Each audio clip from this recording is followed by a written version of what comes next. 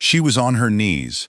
Her wrists were bound in silver-threaded rope, the metal biting into her skin with a burn that promised scarring. Around her, 400 wolves in human form stood in silence, their eyes reflecting candlelight like a wall of gold coins. At the front of the hall, on a throne carved from black ironwood, sat the man who had just called off their wedding in front of the entire Duskmore pack. "I reject you," said Alpha Kieran Vale, his voice flat, final, echoing off stone. "Kala Ashgrove is no longer my intention. She is unworthy of the Vale bloodline." Nobody gasped. Nobody moved. That was the part that told her everything they had all known. This humiliation had been planned, rehearsed, agreed upon, before she'd even put on the ceremonial white. 3 years, she thought, staring at the floor so they wouldn't see her eyes. 3 years of loyalty, of covering for his mistakes, of being the quiet, obedient Omega bride-to-be. And this is the payment. Somewhere behind her, a woman laughed. Soft, satisfied. Kala didn't need to turn to know it was Renata Cole, Kieran's new choice, younger, prettier, and more importantly, the daughter of the pack's wealthiest lieutenant.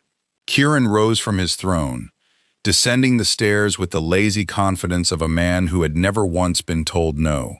"Take her to the border," he said. "Let the forest have her. Maybe the Lycan Emperor's dogs will find some use for a reject." The hall erupted into cold laughter.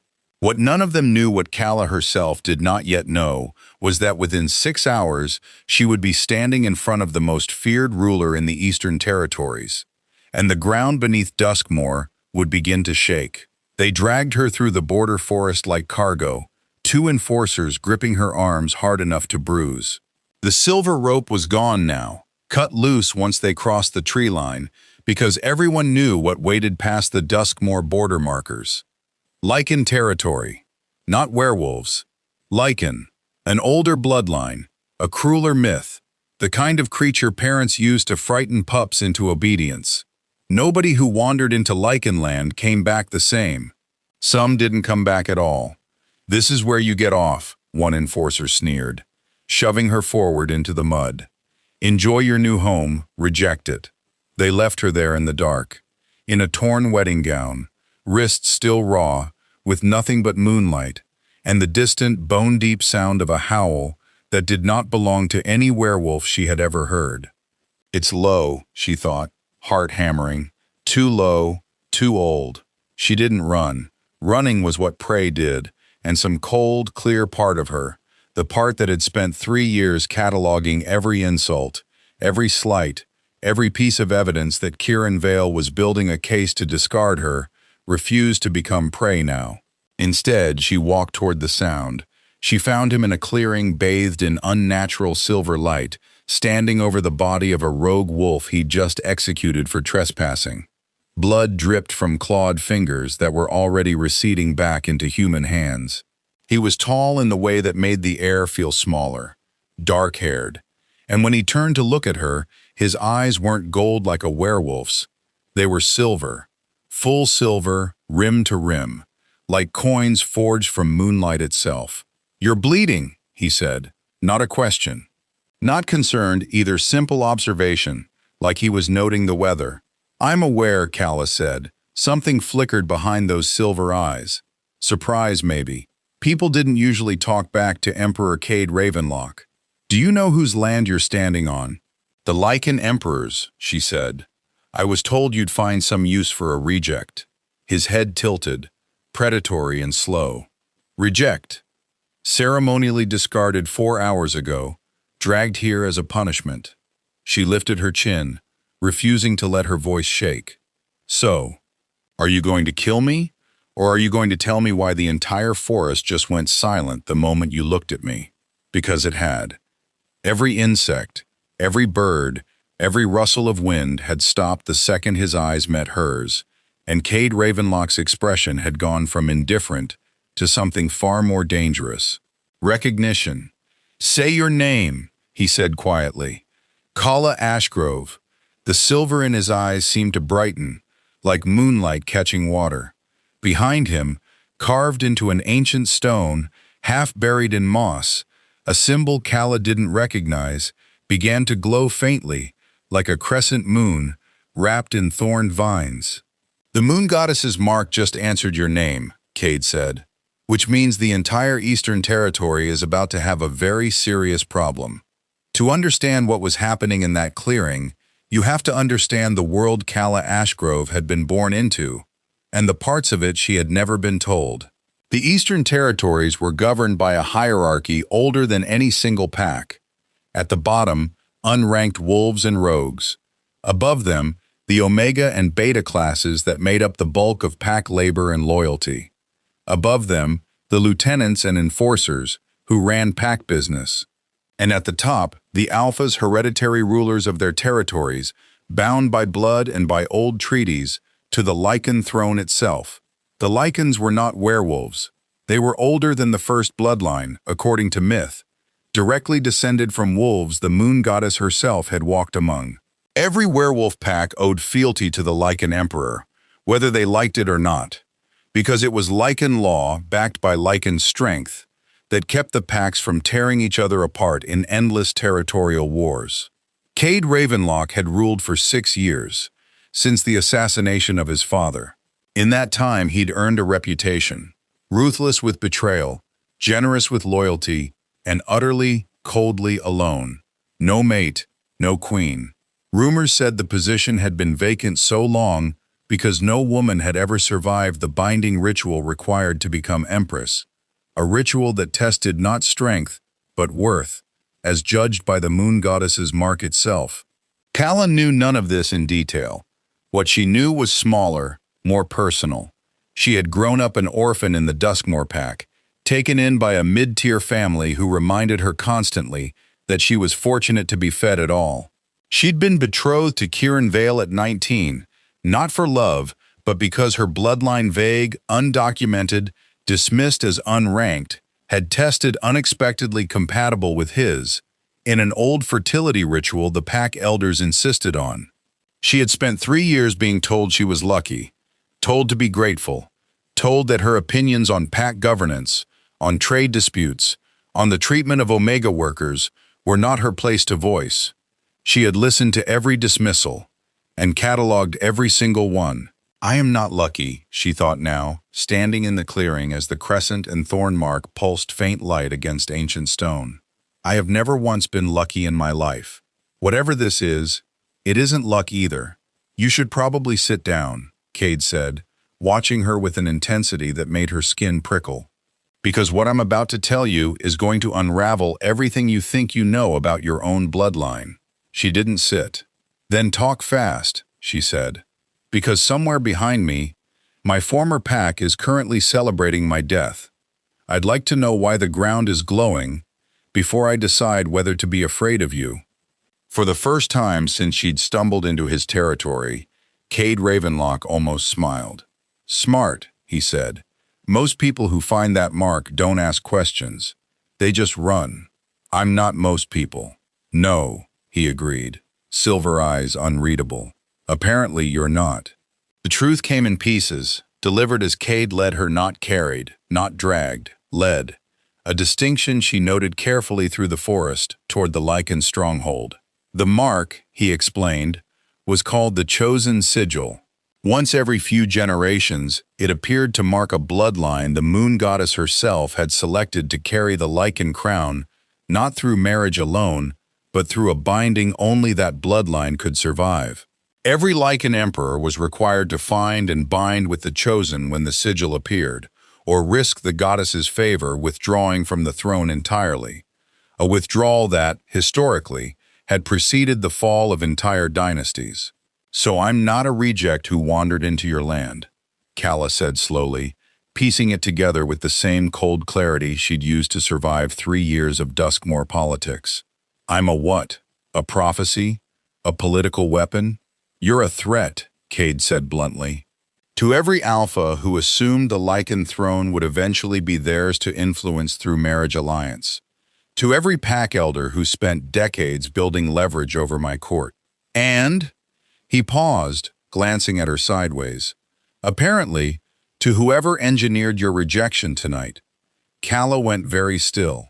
What do you mean, engineered? I mean, Cade said, stopping at the edge of a ridge overlooking a fortress of black stone and silver-lit towers, that omega-blooded orphans with undocumented bloodlines don't typically test compatible with alpha fertility rituals by accident. Someone knew what you were, Kala Ashgrove. Someone in Duskmoor has known for a long time, and instead of telling you, they married you off to a mediocre alpha, waited to see if the sigil would activate, and when it didn't activate fast enough for their timeline, they staged your public humiliation and threw you into Lycan territory like an offering. The forest seemed to tilt beneath her. Kieran didn't reject me because I was unworthy, she realized, the pieces slotting together with sickening speed. He rejected me because someone told him to. Someone who wanted me exactly here, exactly now. Who? She demanded. Who would benefit from putting me in front of you? That, Cade said grimly, is what we're going to find out.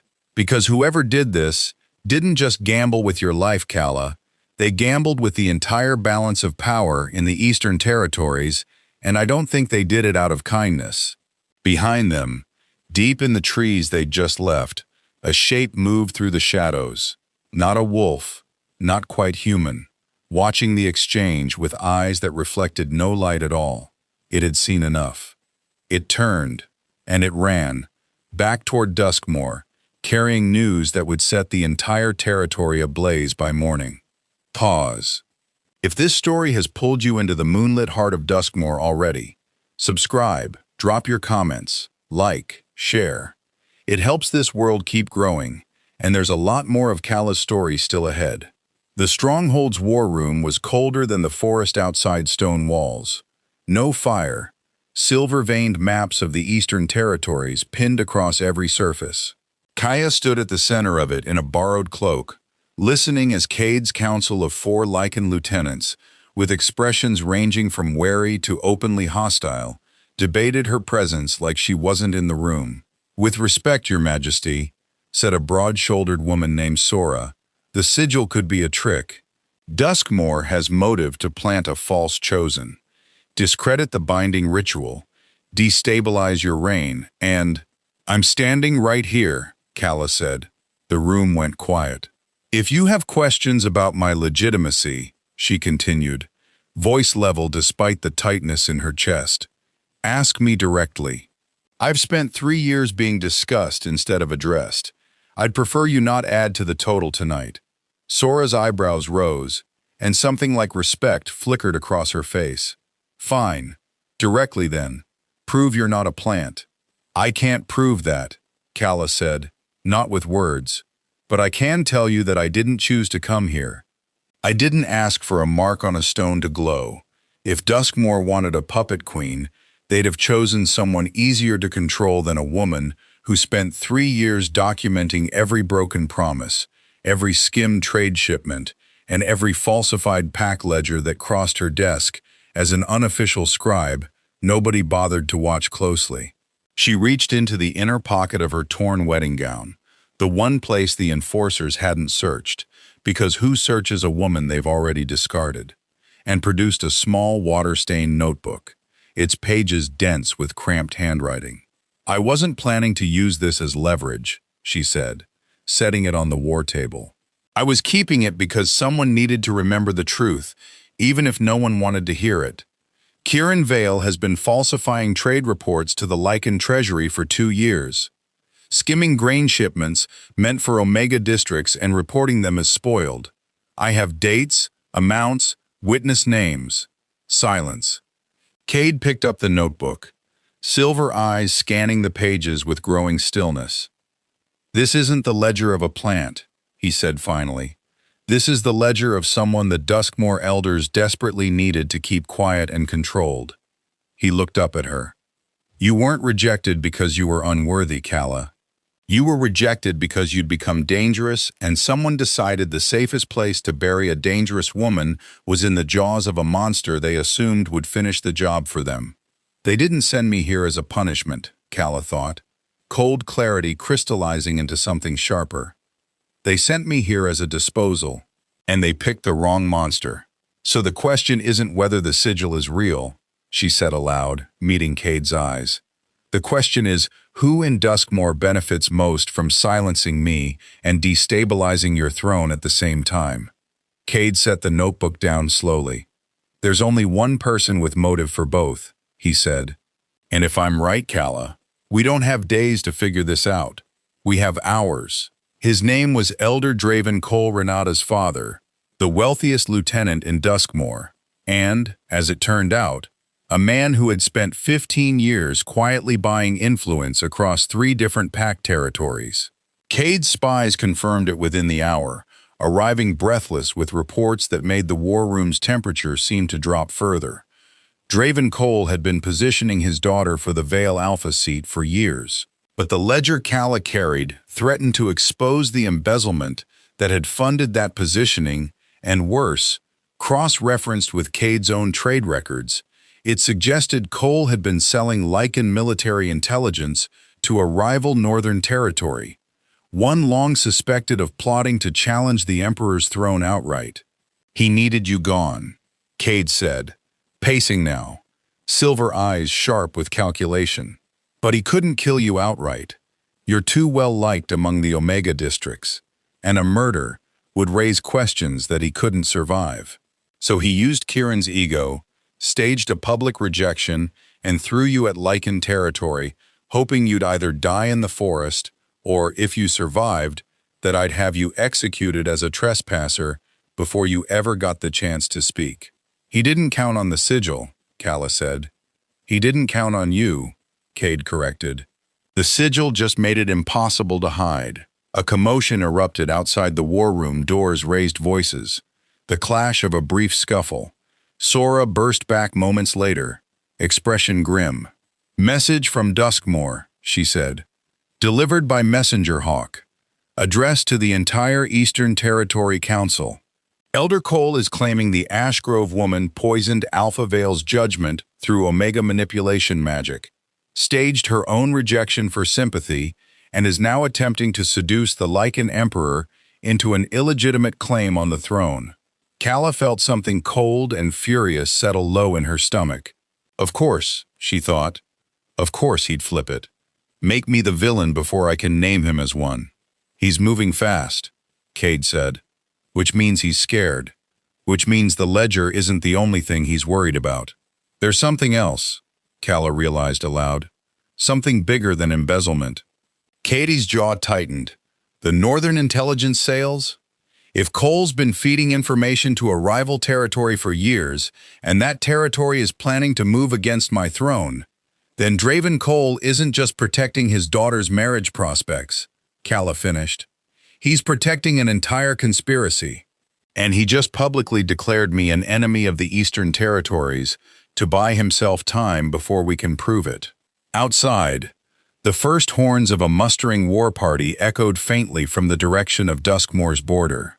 "They're not just discrediting you," Sora said quietly, looking at Cade's face. "They're preparing to attack before the council can convene and hear the ledger's contents." Cade turned to Calla, and for the first time, there was something other than calculation in his silver eyes, something that looked almost like respect, edged with worry he didn't bother hiding. "They're coming for both of us now," he said. "The question is whether we let them dictate the terms of this fight, or whether we take the one thing Draven Cole never accounted for and use it first." "What's that?" Calla asked. "The truth," Cade said, delivered by the one person he assumed would never get the chance to speak it herself. The Eastern Territory Council convened at dawn in the Neutral Hall, the one piece of ground where Lycan and Werewolf law held equal weight, where no pack enforcer could raise a hand without triggering immediate execution under century-old treaty law. It was the only place Draven Cole couldn't simply silence her. Kayla stood before the assembled alphas of 6 territories, still in the same torn wedding gown she refused to change out of a deliberate choice she'd told Cade the night before. "Let them see exactly what their politics did to me. Let them sit with it." Kieran Vale sat among the Duskmore delegation, refusing to meet her eyes. Renata Cole sat beside her father, chin lifted in practiced defiance. Draven Cole himself rose first, launching into a rehearsed accusation of manipulation, sympathy magic, and illegitimate seduction of the throne. Calla let him finish. Every word. She'd learned, across 3 years of being talked over, that the most powerful thing she could do was wait to let a liar exhaust every angle before the truth arrived to collapse all of it at once. "Are you finished?" she asked, when Draven finally ran out of accusations to make. The hall went silent at the calm in her voice. "I have no seduction magic," she said, stepping forward. "I have no manipulation. What I have is a notebook I filled over 2 years, documenting exactly how Elder Draven Cole falsified grain shipment reports to starve Omega districts while pocketing the difference, and exactly how those same falsified reports align, shipment for shipment, date for date, with unauthorized supply transfers to the Northern Territory, currently massing troops at the Lycan border." Gasps rippled through the hall. Draven's face went the color of old ash. "That's fabrication," he snarled. "I demand." "You may demand nothing," Cade's voice cut through the hall, cold and absolute, as he rose from the Emperor's seat. "This is neutral hall. The accused speaks until she is finished, or you may explain to this council exactly why an innocent man would need to silence her so badly." Kayla continued, laying documented shipment dates against Cade's own confirmed military reports, cross-referencing names, witnesses, and the piece that made Draven Cole finally go silent, a signed confession from a Duskmore grainhouse worker Cade's spies had located overnight, terrified enough of prosecution to name Cole directly as the architect of the falsified reports. "You didn't reject me because I was unworthy," Calla said, turning finally to look at Kieran Vale directly, for the first time since the ceremony. "You rejected me because Draven Cole told you to, and you were too invested in marrying his daughter's family fortune to ask why. I hope it was worth it." Kieran said nothing. There was nothing left to say. "As for the sigil," Calla continued, addressing the full council now, voice steady despite the weight of every eye in the hall, "I didn't ask for it. I don't need it to prove what I've already proven, with evidence any of you can verify independently, but if the moon goddess did choose to mark me, I suspect it's for exactly this reason, because I refuse to stay quiet when staying quiet would have been so much easier." The crescent and thorn mark on her wrist, visible now, exposed by the torn sleeve of her wedding gown, began to glow, faint and unmistakable, in front of the entire assembled council. Draven Cole didn't wait for the verdict. He bolted for the hall's side exit directly into the waiting grip of 2 Lycan enforcers Cade had stationed there the moment the council convened. "You didn't think I'd let the man responsible for supplying my enemies walk out of a treaty hall unwatched, did you?" Cade said quietly, not moving from his seat. Silver eyes locked on Calla with something that had shifted over the last 12 hours, from calculation into something far less guarded. Draven Cole was stripped of his lieutenant title and remanded to Lycan custody within the hour, his confession extracted not through torture, but through the simple, crushing weight of documented evidence implicating a wider network of northern collaborators that would take the Eastern Territories months to fully unravel.